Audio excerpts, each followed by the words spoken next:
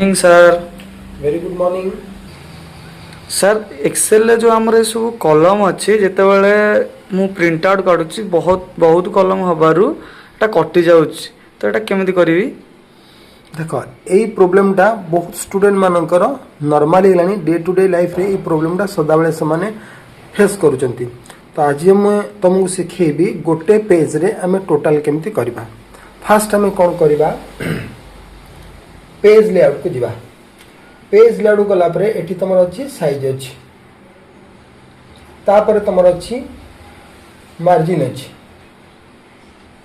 Margin को जाकि आम फास्ट नैरो करदे। पुनर्बार मार्जिन की जीवा चेंज ऑप्शन को जीवा। एठी हमर पेपर शो कर कौन लिखाई फिट तार उपरे क्लिक करवा देन एठी ओके करवा।